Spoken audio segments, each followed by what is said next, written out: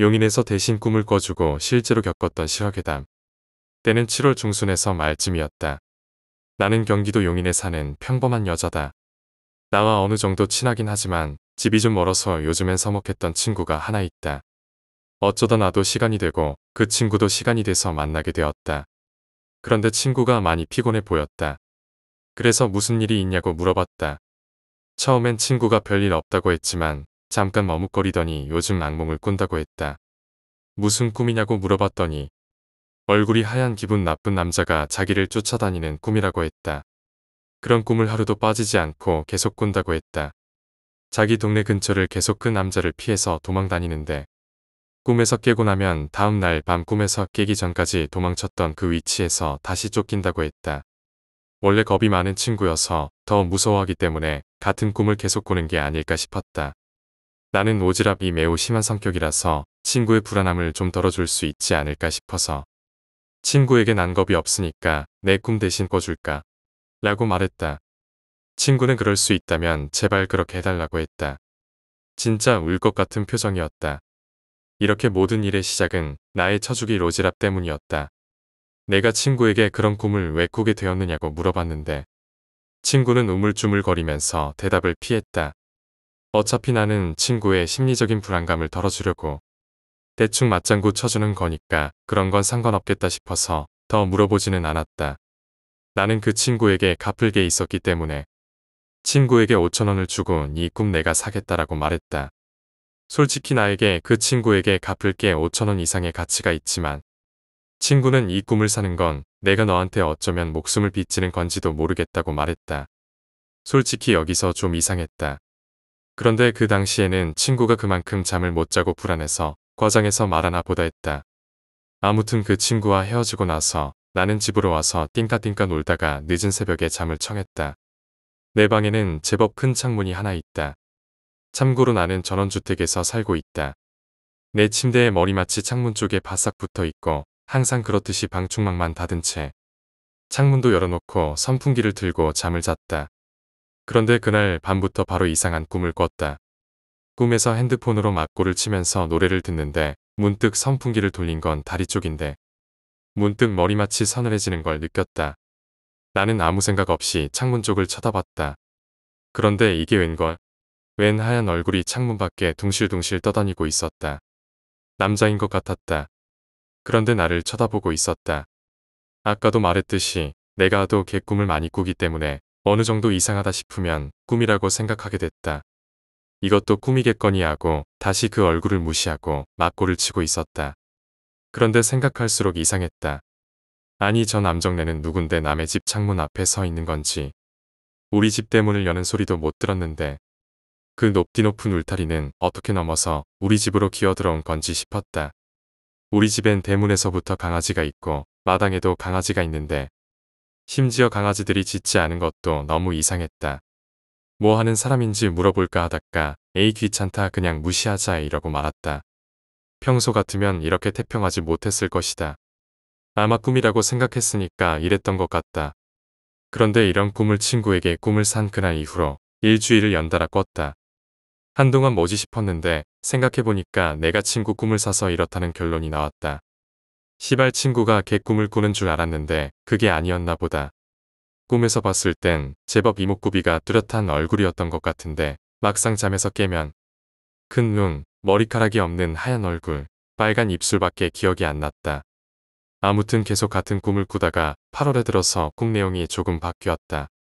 여전히 나는 노래를 들으며 막고를 치고 있었고 그 남자는 내 방 창문 너머에서 날 내려다보고 있었다. 그런데 어느 날부터인지 그 남자가 나한테 문 열어 이러는 것이었다. 막 날 째려보면서 문 열어 이년아 문 열라고 당장 문 열어 쇳소리로 이런 식으로 말했다. 나는 그때 좀 무서워했었다. 그런데 여기서 겁을 먹은 걸 그 남자가 알면 왠지 지는 것 같아서 손이 없냐 발이 없냐 니가 열어라고 소리쳤다. 그러자 그 남자가 방충망에 머리를 쾅쾅 부딪히면서 나한테 쌍욕을 했다.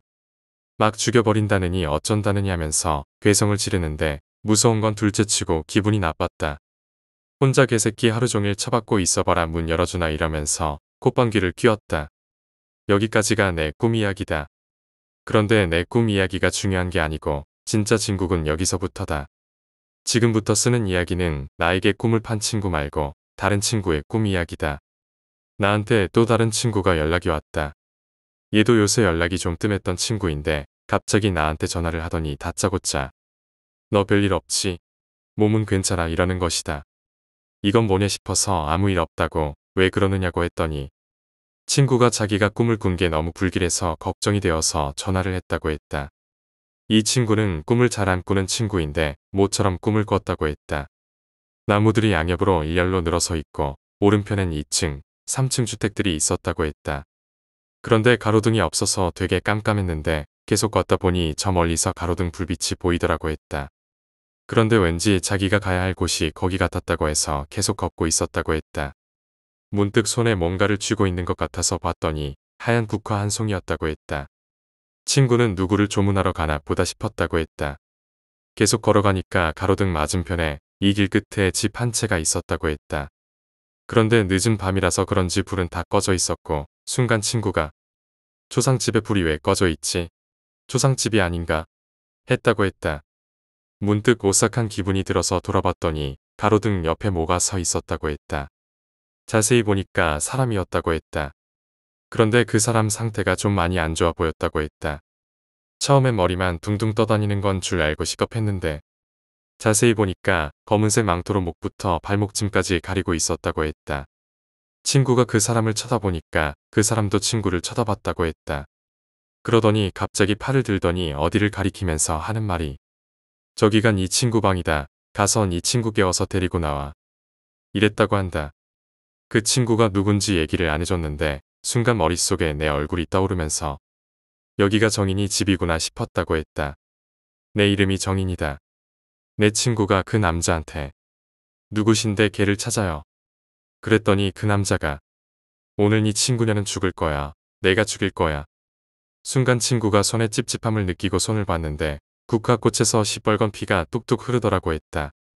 진짜 이 상황에서 도망쳐야겠다 싶어서 그 남자한테 정인이 집에 없는 거 아니에요 갔는데 없으면 어떡해요 라고 했는데 그 남자가 아니야 있어. 저기 있어. 내가 매일 밤 감시하고 있거든. 친구는 그 순간이 너무너무 무서웠다고 했다. 기분 나쁜 낯선 남자가 막 나한테 해코지 할까봐 겁도 났다고 했다. 남자는 자꾸 친구를 재촉하고 친구는 어쩔 줄 몰라 하고 있었다고 했다. 그런데 갑자기 친구가 걸어온 길 쪽에서 딸랑딸랑 하면서 방울 소리가 들렸다고 했다. 어두운 가로수 길 속에 사람 형체가 막 보이기 시작하는데 자세히 보니까 그게 수년 전에 돌아가신 자기네 할머니였다고 했다. 할머니가 곱게 한복을 입으시면서 오시는데 무서운 표정을 하고 오셨다고 한다. 나도 그 할머니를 살아 생전에 자주 뵈었기 때문에 아는데 할머니가 풍채가 좀 좋으셨다. 아무튼 그 할머니가 오시더니 남자한테 여기가 어디라고 내 놈이 와 있어. 라면서 호통을 치셨다고 했다. 친구는 할머니 돌아가셨는데 싶었지만 일단 아는 사람이기 때문에 할머니 쪽으로 쪼르르 갔다고 했다. 그 이상한 남자는 오늘 저녁 목까지를 비틀 것이다 라면서 소리쳤다고 했다. 그러면서 친구와 친구의 할머니한테 굉장히 위협적인 자세를 막 취했다고 한다. 할머니가 내 친구를 자기 등 뒤로 숨겨주시고 막 그랬는데 갑자기 어디서 뚜벅뚜벅 거리는 소리가 크게 났다고 했다. 이번에는 맞은편 길 끝에서 군복을 입은 남자가 하나 오는데 자세히 보니까 우리 아빠였다고 한다. 그래서 정인네 아빠다 이러면서 아버님 이 남자가 정인이 한테 해코지 하려고 그래요라고 소리쳤다고 했다. 그런데 자세히 보니까 우리 아빠 치고는 좀 젊었는데 암튼 그 군복 입은 남자가 손에 들고 있던 소총으로 남자를 쐈다고 했다. 그랬더니 남자가 픽 쓰러지더니 그 군복 입은 우리 아빠를 막 죽일 듯이 노려봤다고 했다. 그러면서 내 집에 들어온 것들은 모가지를 비틀고 사지를 찢어버려야 해라고 소리를 쳤다고 했다.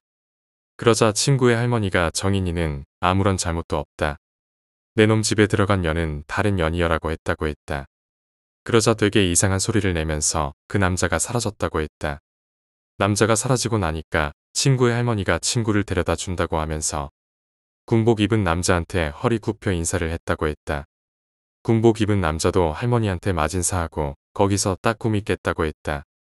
그런데 친구의 이 꿈이 되게 소름 끼치는 이유가 있었다. 이 친구는 우리 집에 온 적이 없다고 누구한테 듣지도 않았다고 했다.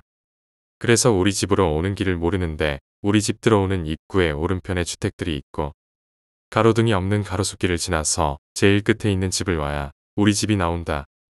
그런데 친구는 그걸 꿈으로 꿨다. 군복 입은 우리 아빠 말인데 우리 외할아버지가 한국 전쟁 때 돌아가셨다. 내가 아주 어릴 적에 봤던 거라곤 외할아버지 사진 한 장인데 사진 보고 깜짝 놀랐다. 엄마의 아빠인데 우리 아빠를 아주 판박이로 닮으셨다. 난 처음에 우리 아빠 젊은 시절인 줄 알았는데 나중에 그건 돌아가신 외할아버지라고 엄마가 말해주셨다. 마지막으로 그 이상한 남자 말인데 내가 친구한테 그림으로 좀 몽타주 좀 그려줄 수 없겠느냐고 했더니 잘은 기억이 안 나지만 내가 꿈에서 봤던 얼굴이랑 비슷한 이미지였다.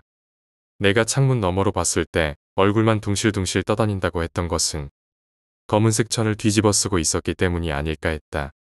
그리고 친구한테 내 꿈 이야기를 해주기도 전에 친구가 덧붙인 말이 있었다. 그 남자가 사람이라고 느껴지지 않았던 게 풍겨져 나오는 기분 탓도 있었겠지만 손목, 발목이 절단되어 있었다고 했다. 한마디로 발이 없는데 공중에 둥실둥실 떠 있었던 것이다. 손이 없냐 발이 없냐고 했던 내 말. 진짜 손이랑 발이 없었던 거였다.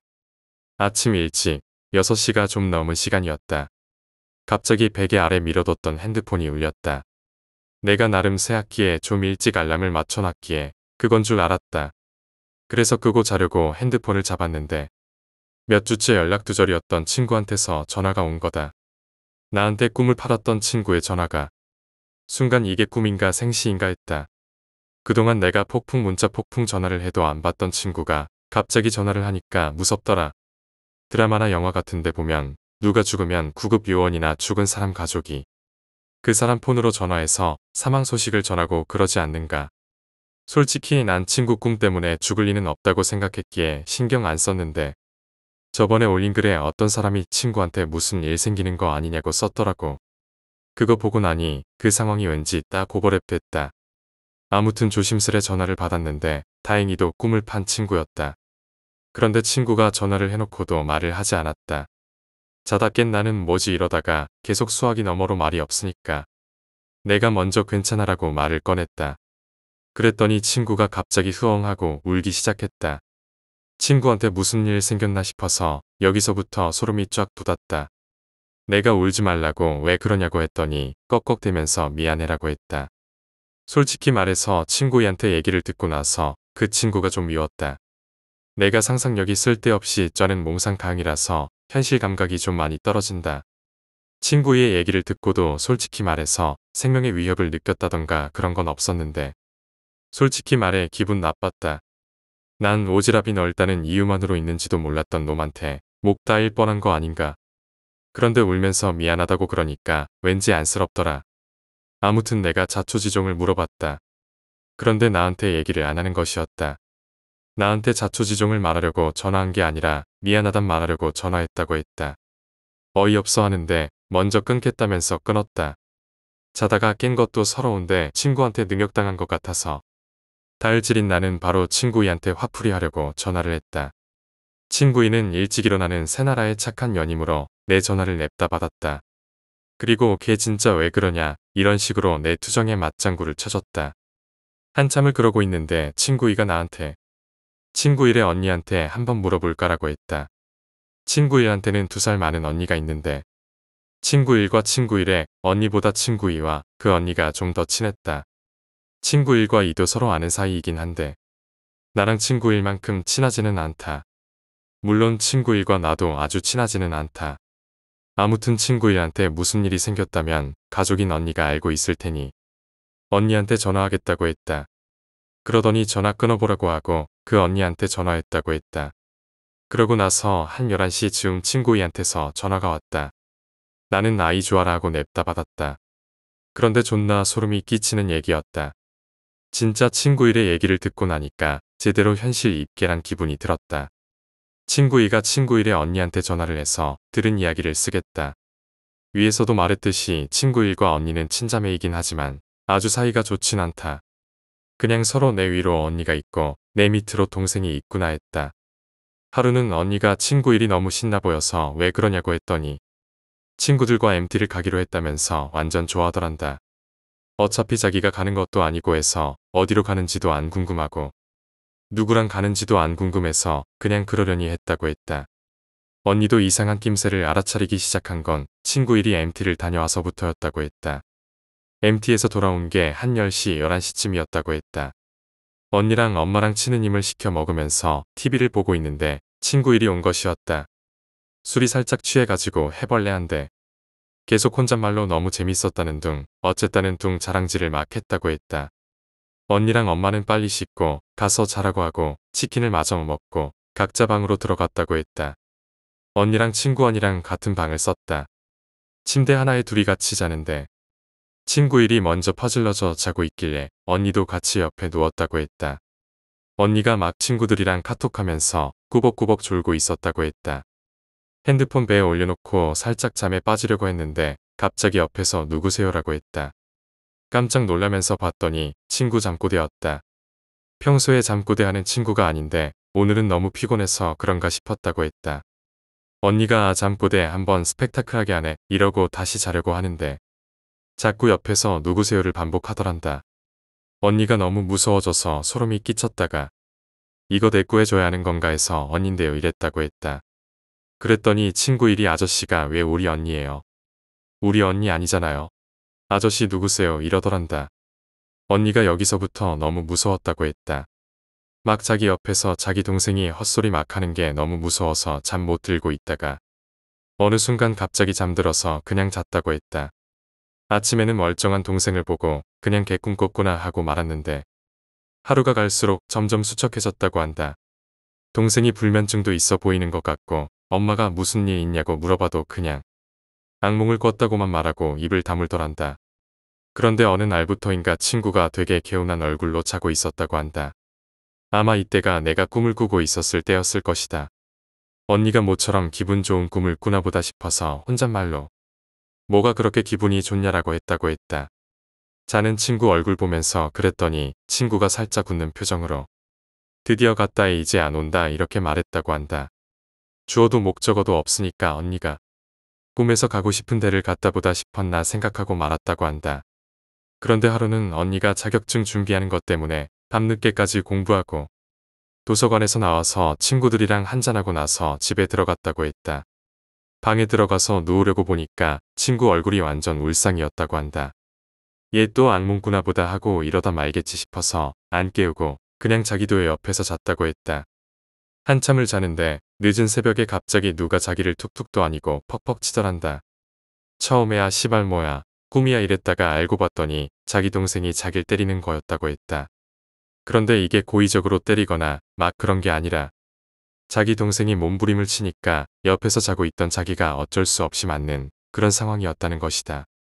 그 언니가 진짜 욕 잘 안 하는 언니인데 그 순간 이게 돌았나?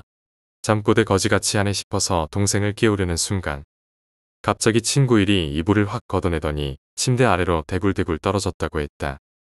언니가 깜짝 놀라서 괜찮아 이랬는데 제법 아프게 떨어진 것 같은데 친구가 아직도 잠에서 못 깼다.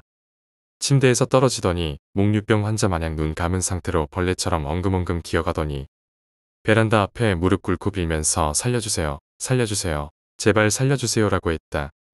언니가 무서웠다고 한다. 그래서 소리를 지르면서 엄마 아빠 방으로 뛰어갔다고 했다. 부모님 모시고 방에 왔는데도 친구가 계속 베란다 쪽 보면서 무릎 꿇고 막 빌더란다. 방에 불을 켰는데도 계속 그랬다고 한다. 친구의 아빠가 너무 당황해서 따귀를 막 때렸는데도 뭐에 홀린 건 마냥 아직도 꿈을 꾸는지 계속 살려주세요. 살려주세요. 잘못했어요. 라고 했다. 진짜 아빠, 엄마, 언니 다 식겁해가지고 어쩔 줄 몰라 하다가 친구 일의 엄마가 막 우셨다고 한다. 갑자기 딸이 그러니까 너무 무서우셨던 것 같다. 그랬더니 친구가 엉엉 울더니 엄마 나 죽어. 엄마 살려줘. 엄마 나 죽기 싫어 이러더니 기절했다고 했다. 막 응급차 부르고 난리도 아니었다고 했다. 병원에선 아무 이상 없다고 하고 퇴원했는데 그 난리가 났으니 가족들이 무슨 일이 있구나 알아차린 거였다. 아빠도 일 빨리 끝 마치시고 들어오시고 언니도 그날 하루는 집에 일찍 들어가서 대체 무슨 일이냐고 물어봤다고 했다. 처음엔 친구 일이 우물쭈물거리면서 아무 말도 안 하고 있었다고 했다. 엄마가 화가 나서 막 혼내면서 뭐라고 했더니 친구가 엉엉 울면서 그제서야 MT 가서 한 일들을 말했다고 한다. 딴 건 별로 수상한 게 없었고 수상한 게 하나 있다면 애들끼리 폐가 체험을 한 거였다고 했다. 요약해보면 친구 셋, 자기까지 합해서 4명이서 충남으로 MT를 갔다. 막 여기저기 돌아다니면서 술을 퍼마셨다고 했다. 술에 꽐라가 된 상태로 밤에 돌아다니다가 친구가 우리 폐가 체험하자 이랬다고 했다. 맨정신으로라면 거절했겠지만 술에 취한 상태라서 무서울 게 없었다고 했다. 슬슬 맨정신으로 돌아올 때쯤에 보니까 자기네들이 어떤 집에 들어와 있었다고 했다. 어떻게 들어왔는지 여기가 어딘지 기억이 하나도 안 난다고 했다. 단지 토막으로 자기네들이 이 빈집에서 깽판치고 놀았던 기억이 문득 난다고 했다. 아무튼 그렇게 있다가 어느 순간부터 여름치곤 너무 춥다는 생각이 들었다고 했다. 술 마셔서 그런가 생각하던 차에 친구 중 한 명이 이제 그만 나가자고 해서 나오다가 자기가 그 집에 걸려있던 낡은 거울을 하나 깼다고 했다. 아무튼 무사히 나왔고 무사히 집에 돌아왔다고 했다. 그런데 그 뒤로부터 이상한 꿈을 꾼다고 말을 했고 꿈 내용은 대충 내가 본편에서 했던 얘기랑 같았다. 그런데 여기서 나한테 꿈을 팔았다는 얘긴 안 했다고 했다. 엄마는 너 정신 나간 년이냐? 거긴 왜 기어들어가고 난리야? 그 집안 가족들이 다 무교인데다가 엄마는 특히 무속인을 믿지 않으시는 분이었다고 했다. 그런데 막상 일이 이렇게 되니까 TV에서 보듯이 무당부터 찾게 되더라고 했다. 친구 일의 엄마가 친구 일과 같이 거길 간 애들의 집에 연락해보니 친구 일보다는 덜하지만 같이 갔던 3명한테도 안 좋은 일이 있었나 보다. 자꾸 헛것을 보고 악몽을 꾸고 헛소리를 하고 환청을 듣고 막 그랬다고 했다. 어두운 곳에 가면 한여름인데도 한기를 느끼고 누가 막 쳐다보는 것 같았다고 하고 엄마들이 진짜 지푸라기 잡는 심정으로 지인분들께 연락하고 그래서 진짜 용하다는 무당을 찾아갔다고 했다. 너무 정신이 없어서 무당한테까지 어떻게 찾아갔는지도 모르겠다고 언니가 말했다. 그냥 차 타고 가다 보니 산이 나왔고 산을 좀 올라가니까 거기에 무당집으로 보이는 집이 있었다고 했다.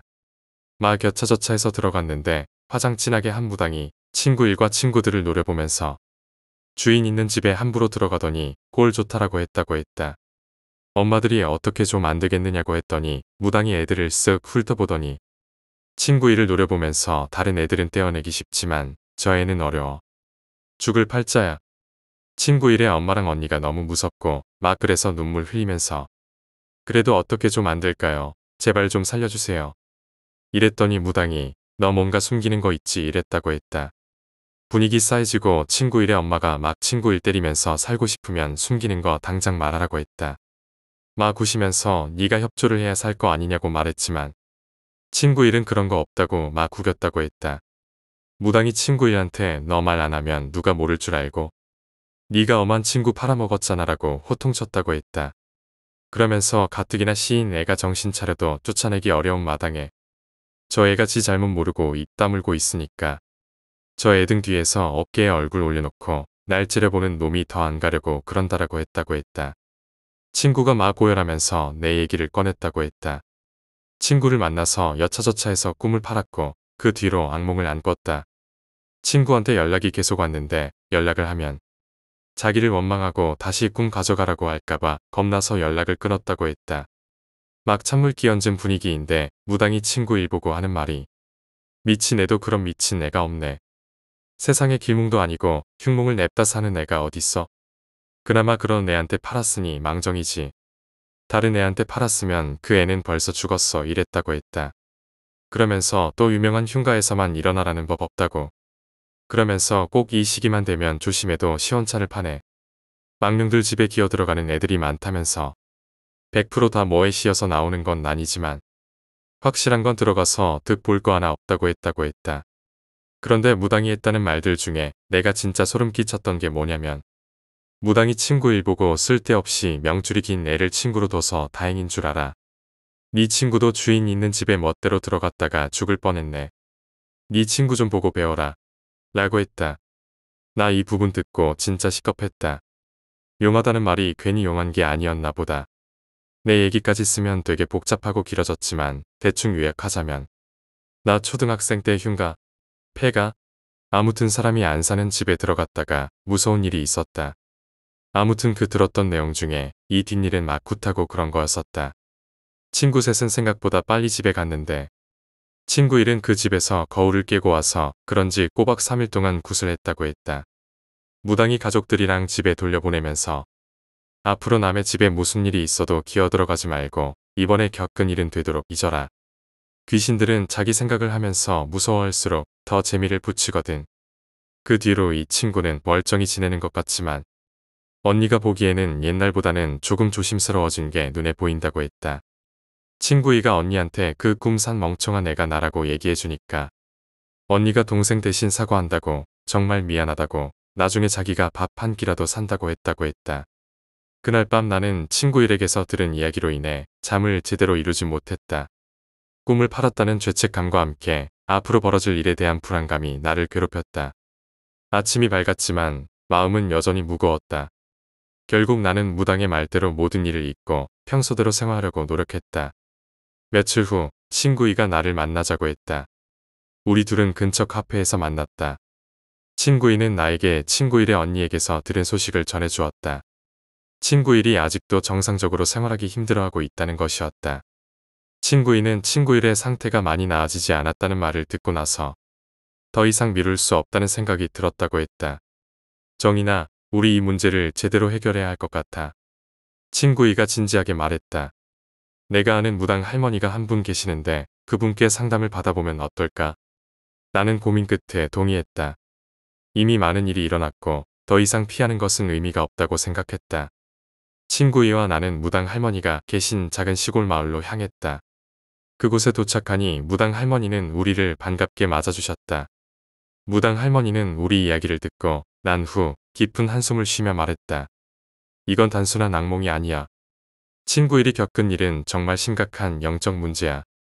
그 집에 있는 망령이 너희 친구의 혼을 집요하게 쫓고 있는 거야. 나는 무서웠지만 무당 할머니의 말이 진실임을 느낄 수 있었다. 무당 할머니는 우리에게 방법을 알려주셨다. 그 집에 다시 가서 망령과 대면하고 그 집에 들어간 이유와 함께 사과를 해야 한다는 것이었다. 또한 망령이 좋아하는 물건을 준비해서 그 집에 두고 오라는 것이었다. 우리는 그 말을 듣고 충남의 그 폐가로 다시 향했다. 무당 할머니의 지시에 따라 망령이 좋아할 만한 음식을 준비하고 정성스럽게 차린 제사를 준비했다. 폐가에 도착하니 마치 시간이 멈춘 듯한 기분이 들었다. 어둠이 깔린 폐가는 우리의 발걸음을 무겁게 했다. 우리는 집 안으로 들어가 준비해온 제사를 차렸다. 그리고 무당 할머니의 지시에 따라 망령에게 사과했다. 나는 마음속으로 친구 일을 대신해 진심으로 사과하며 그동안의 불편함을 풀어달라고 빌었다. 갑자기 차가운 바람이 불며 방 안이 서늘해지더니 집안 곳곳에서 이상한 소리가 들리기 시작했다. 우리는 놀라서 서로를 바라보며 떨었다. 그 순간 무당 할머니가 주신 부적을 꺼내들고 외우라고 하신 주문을 외우기 시작했다. 그러자 서늘한 기운이 점차 사라지면서 기묘한 소리도 잦아들었다. 우리는 마지막으로 망령에게 음식을 바치고 준비해온 물건을 놓고 집을 나왔다. 폐가를 떠나는 순간 어둠 속에서 희미한 빛이 보였다. 우리는 그것이 망령의 혼이 자유로워졌다는 신호라고 믿기로 했다. 집으로 돌아오는 길에 우리는 무당 할머니에게 모든 과정을 이야기했다. 할머니는 우리의 노력을 칭찬하시며 친구 일이 더 이상 악몽에 시달리지 않을 것이라고 안심시켜 주셨다. 이후 친구 일의 상태는 눈에 띄게 좋아졌다. 얼굴에 생기가 돌고 잠도 잘 자게 되었다. 몇 주가 지나고 친구 일은 완전히 회복되었다. 그녀는 나에게 고맙다고 몇 번이나 말했다. 그 사건 이후 우리는 더욱 돈독해졌다. 나와 친구의 그리고 친구 일은 이번 일을 계기로 서로의 소중함을 다시금 느끼게 되었다. 그로부터 몇 년이 지나고 나는 그때의 일을 회상하며 삶의 중요한 교훈을 얻었다. 사람의 인연과 삶의 모든 사건에는 다 이유가 있으며 그 속에서 배우고 성장하는 것이 중요하다는 것을 깨달았다. 또한 무당 할머니의 말대로 귀신이나 망령이 존재하는 세상에서 함부로 행동해서는 안 된다는 것도 명심하게 되었다. 지금도 가끔씩 친구들과 만나면 그때의 이야기를 하곤 한다. 이제는 웃으며 이야기할 수 있게 되었지만 그 당시의 두려움과 불안은 여전히 생생하다. 하지만 그 경험을 통해 우리는 더욱 강해졌고 서로의 소중함을 다시 한번 확인할 수 있었다. 이야기는 여기서 끝이 나지만 그때의 교훈은 평생 남을 것이다. 사람의 인연과 삶의 모든 사건에는 다 이유가 있으며 그 속에서 배우고 성장하는 것이 중요하다는 것을 잊지 않으려 한다. 친구들과 함께한 그 특별한 경험은 우리에게 잊지 못할 추억으로 남아있다.